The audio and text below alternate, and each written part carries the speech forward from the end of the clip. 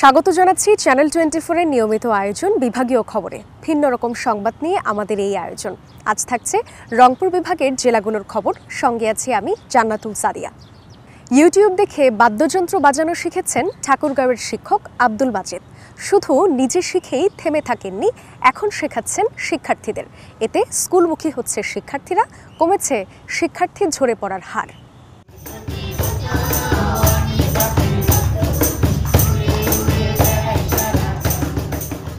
আব্দুল মাজেদ সঙ্গীতে প্রাতিষ্ঠানিক শিক্ষা না থাকলেও আগ্রহ ছিল। ইউটিউব ভিডিও দেখে দেখে শিখে ফেলেন বাদ্যযন্ত্র বাজানো।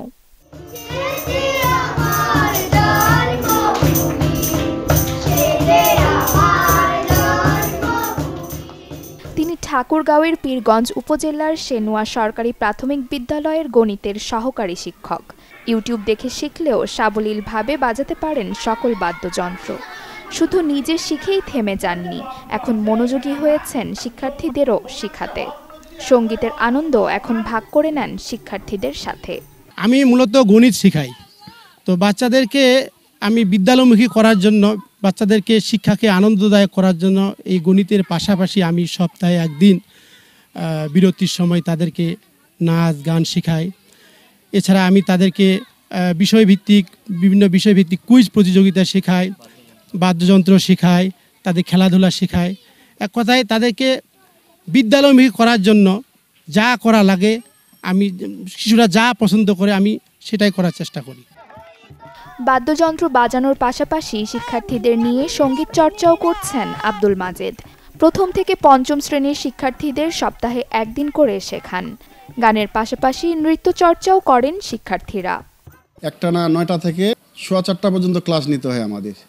এই একঘেয়েমি দূর করার জন্য আমাদের সহকারী শিক্ষক আব্দুল মাজেদ, তিনি একজন সংস্কৃতি মনা লোক। উনি চিন্তা করলেন যে যদি ক্লাসের ফাঁকে ফাঁকে যদি গান বাজনা বা অন্যান্য অনুষ্ঠান করা হয় তাহলে মনে হয় ভালো হবে।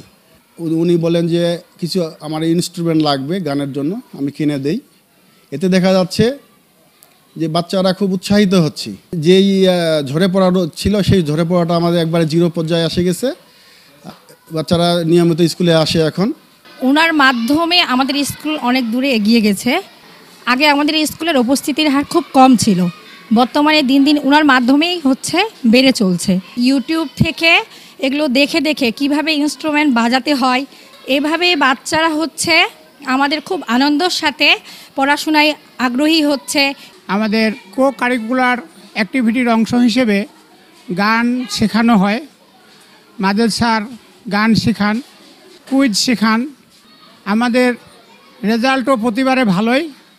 এই কার্যক্রমে স্কুলের উপস্থিতি যেমন বেড়েছে, তেমনি ফলাফলও আগের চেয়ে ভালো হচ্ছে বলে জানান শিক্ষক ও অভিভাবকরা।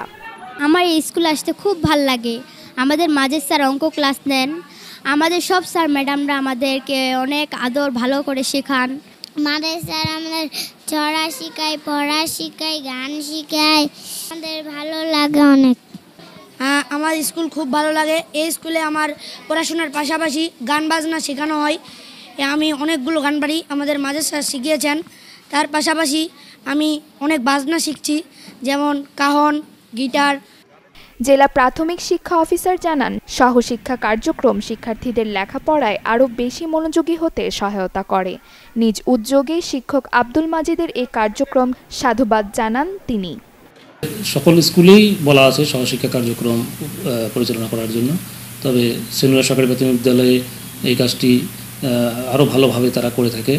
এর ফলে শিশুরা আনন্দ পায়। পাঠ্যপুস্তকের পাশাপাশি এই যে সহশিক্ষা কার্যক্রমগুলি জোরালো হওয়ার কারণে ছাত্রদের মধ্যেও বেশ একটা আলোড়ন সৃষ্টি হয়েছে। তারা নিয়মিত স্কুলে আসতে উপস্থিতি বৃদ্ধি পাচ্ছে এবং এই কার্যক্রম আমার যদিও প্রতিটা বিদ্যালয়ে চলমান আছে, তো কিছু কিছু স্কুলে কিছু শিক্ষকের নিজস্ব আন্তরিকতার জন্য বিষয়টি আরও সুন্দরভাবে পরিচালিত হয়ে থাকে।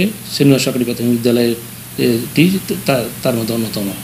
2015 সাল থেকে গণিতের পাশাপাশি সঙ্গীতের ক্লাস নিচ্ছেন Abdul Majed. Desk report, channel 24। বিদ্যালয়ের শ্রেণীকক্ষ জুড়ে পাঠ্য বইয়ের শিক্ষণীয় ছবি, যাতে বই না খুলেই শিক্ষা পায় কোমলমতি শিশুরা। জড়তা কাটাতে প্রতিদিনের কার্যক্রমগুলো বলতে হয় সংবাদ উপস্থাপনার মতো করে। আনন্দ আর খেলাধুলার মাধ্যমে শিক্ষা গ্রহণের এক ব্যতিক্রমী বিদ্যালয় গড়ে উঠেছে দিনাজপুরে। সপ্তাহের নাম, বাংলা ও ইংরেজি মাসের নাম, সময় ও ঋতু গণনা কিংবা দেশের ফুল, ফল, গাছ, পশু, পাখি, মানবদেহ এসব কিছু আঁকা রয়েছে পুরো প্লে, নার্সারি 1-2 ক্লাসরুমের দেয়াল জুড়ে, যাতে শ্রেণীকক্ষে প্রবেশ করেই লেখাপড়ার সাথে সম্পর্ক গড়ে উঠেছে কোমলমতি শিশুদের। প্রতিদিনের ঘটনা বলতে হয় সংবাদ উপস্থাপনার মতো করে, আর সেখানে থাকে প্রশ্নোত্তর পর্ব। তোমার ফুল পড়েছে যে কি এঁকেছিলে? এটা আমি আর্ট করছিলাম, গ্রামের দৃশ্য করছিলাম। চলছে অভিনয়, কবিতা আবৃত্তি, ছবি এঁকে তার বর্ণনা দেয়া। পুঁথিগত বিদ্যায় আটকে না থেকে আনন্দ ও খেলাধুলার মাধ্যমে শিক্ষা প্রদান করা হচ্ছে এই বিদ্যালয়ে।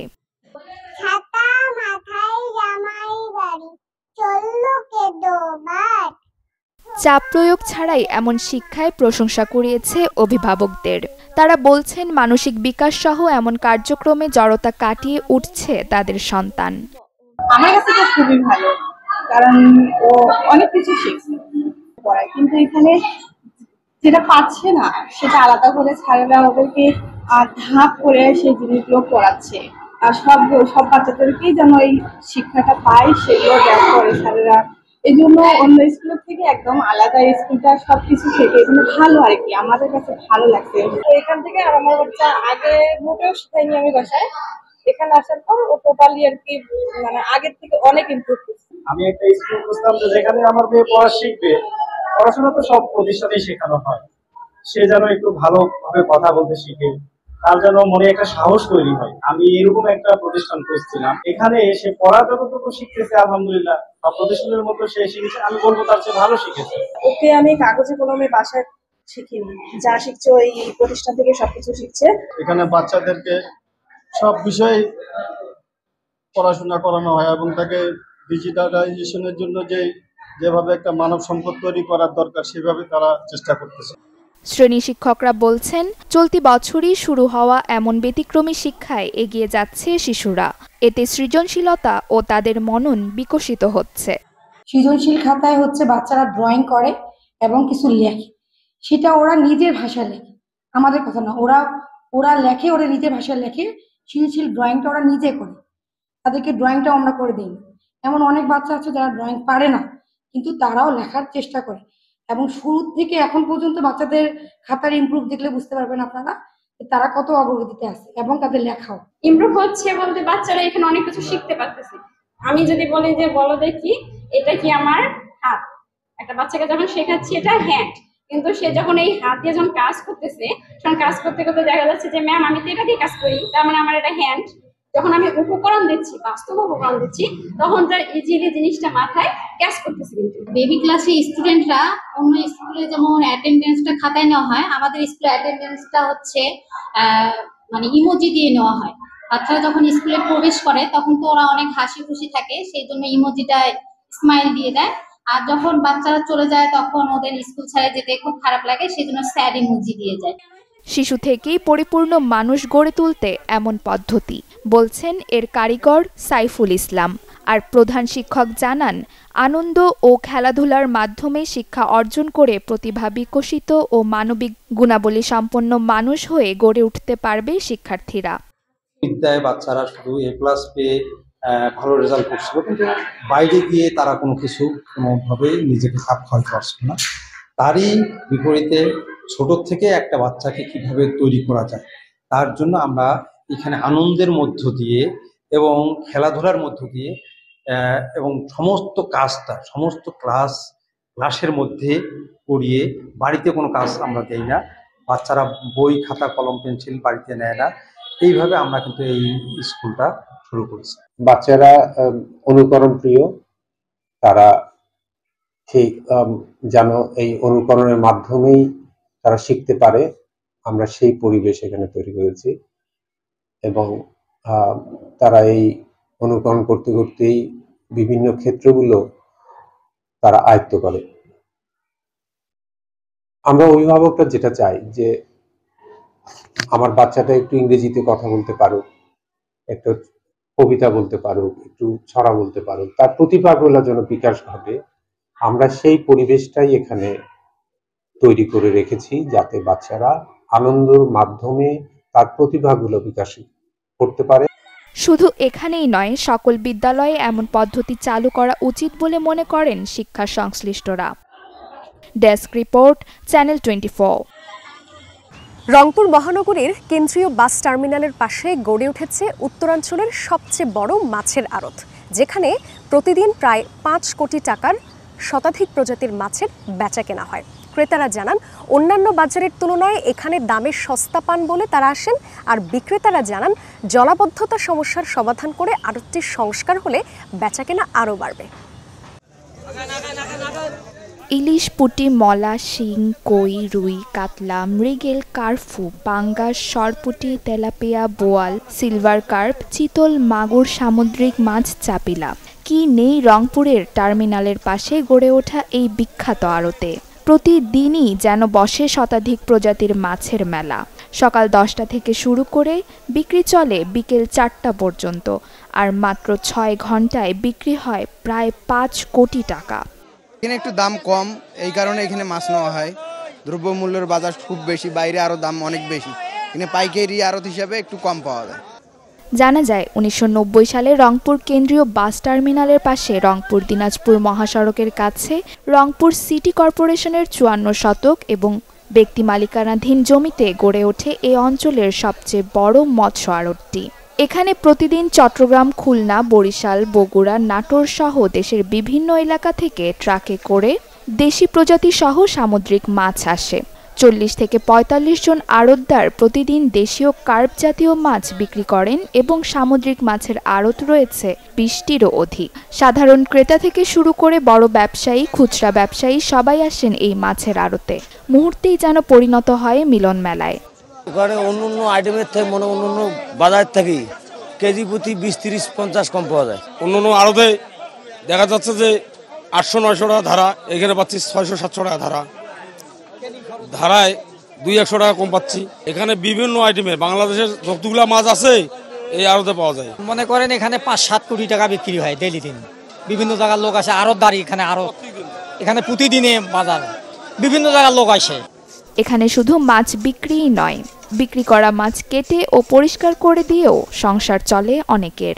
অনেকে এই কাজ করে মাসে আয় করেন 30 থেকে 50 হাজার পর্যন্ত। অন্যান্য কাজের চেয়ে এই কাজে লাভ বেশি বলে জানান তারা।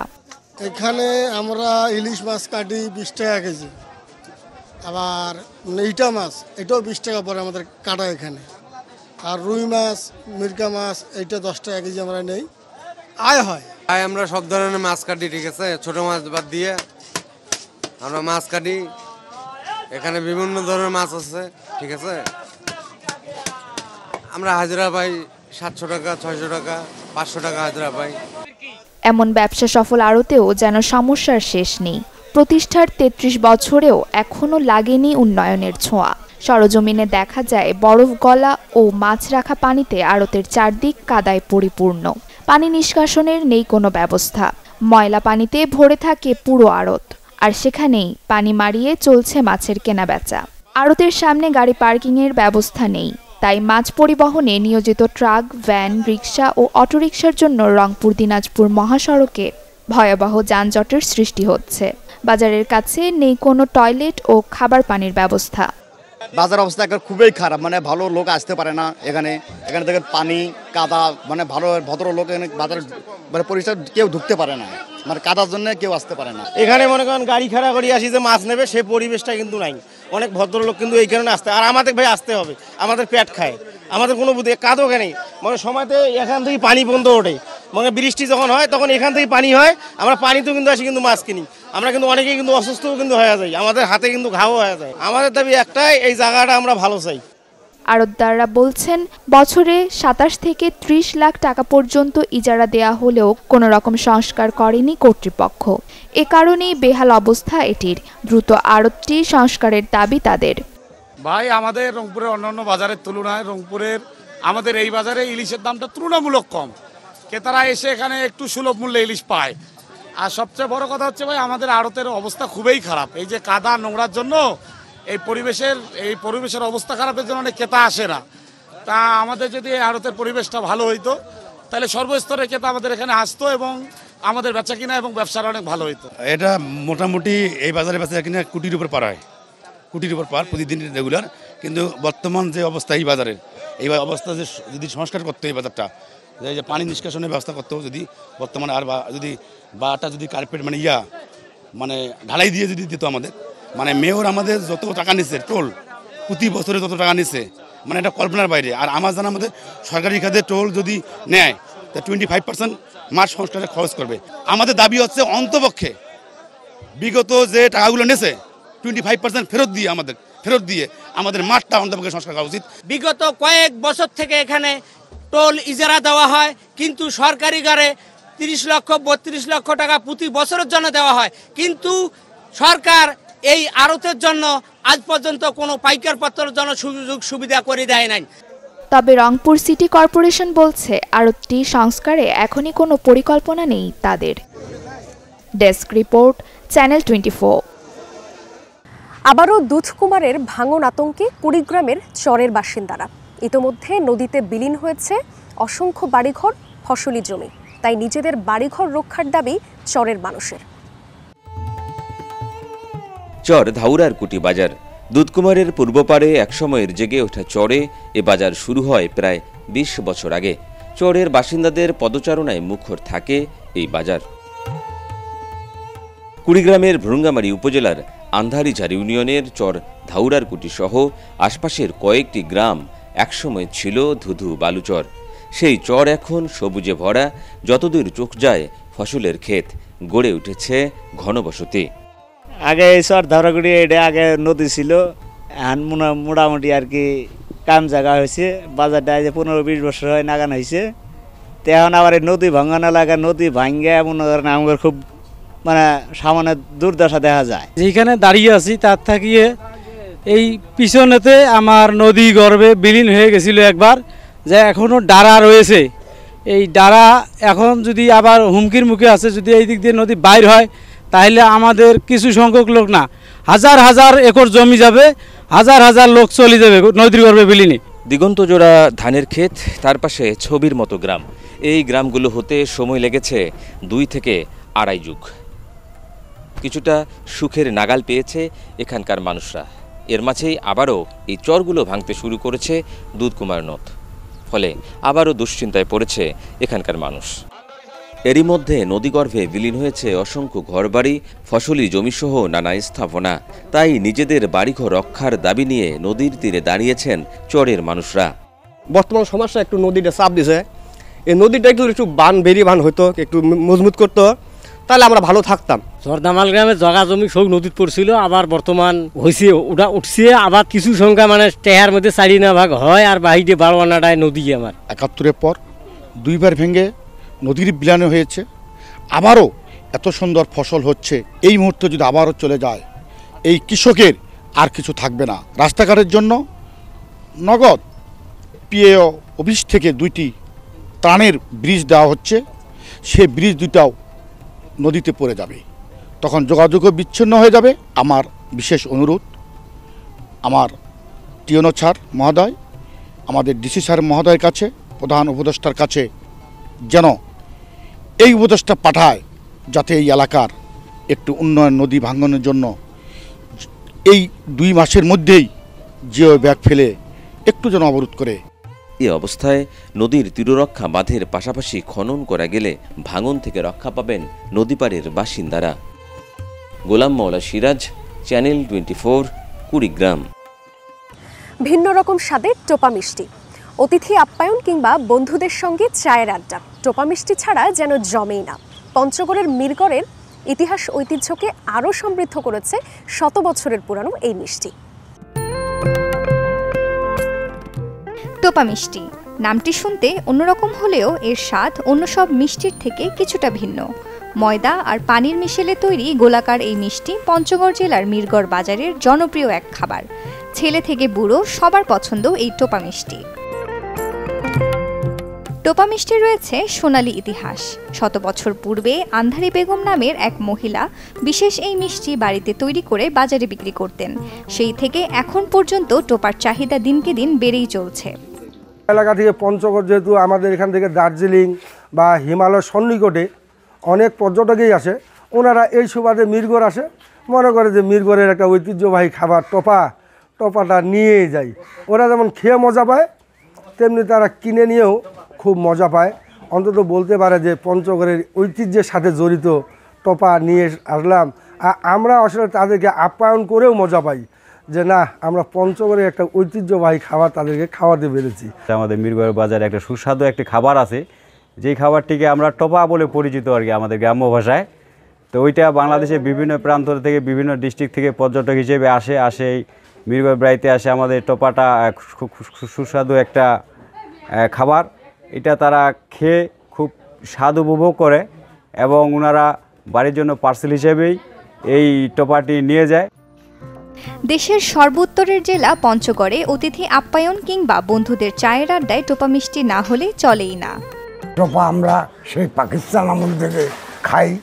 এই টোপা একজন হিন্দুয়ানি আন্ধারি নামে একটা মেয়ে এটা বাজারে এসে বিক্রি করতো। আমরা সেখানে যুবককালে তার কাছে খাই। টোপাটা খুব সুস্বাদু। এখন এটা মিরগড় বাজারে, আগে মিরগড় বাজারে আন্ধারির থেকে দুখু নামে এক বুড়া শিখে এবং এটা তৈরি করে।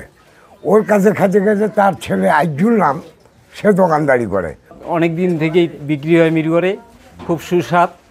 অনেক লোকজন আসে এখানে, প্রতিদিনের পঞ্চগড় থেকে বা অন্য অন্য জায়গা থেকে টোপা খাইতে আসে। টোপা খুব ভালো, আমরাও সবসময় খাই। এই মিষ্টির অন্যতম বৈশিষ্ট্য হলো এতে কৃত্রিম কোনো রং বা কেমিক্যাল ছাড়াই চিনি বা গুড়ের রসে ভিজিয়ে রসালো স্বাদ করা হয়। দ্রব্যমূল্যের ঊর্ধ্বগতির বাজারে এখনও এক পিস টোপা বিক্রি হয় মাত্র 10 টাকায়। আমাদের স্কুলে যখন টিফিন হয় তখন আমরা মিরগড় বাজারে এসে একটা জিনিস খাই, এই জিনিসের নাম টোপা। দামও কম, খুব পিওর খাবার। এই জিনিসটা আমরা প্রায়ই খাই। মিরগড় বাজারে টোপা নামের একটা হচ্ছে খাদ্য, মানে দোকানের মধ্যে পাওয়া যায়। এটা হচ্ছে চিনি এবং আটা ময়দা দিয়ে এটা সুন্দর সুস্বাদুভাবে খাবার তৈরি করে, আর এই খাবার নিজেকে খুব ভালো লাগে। স্থানীয়রা জানান, আন্ধারি রানীর মৃত্যুর পর দুখু মিয়া নামের এক ব্যক্তি এই মিষ্টি বানানো শুরু করেন। পরবর্তীতে বংশ পরম্পরায় তিনি ঐতিহ্য ধরে রাখতে ব্যবসা শুরু করেন। তার পাশাপাশি এই ব্যবসা করছেন আরও অনেকেই। এই টোপাটা অনেক দিন থেকে বানাই, বহুদিন আগ থেকে বানাই। এখানকার টোপাও অনেক সুস্বাদু, 2-1টা দোকান ধরেই বানাই। অনেক দূর থেকে মানুষ আসে খাইতে, স্কুলের বাচ্চাগুলো খাইতে আসে, প্রাইমারি হাই স্কুল মিলে খায়।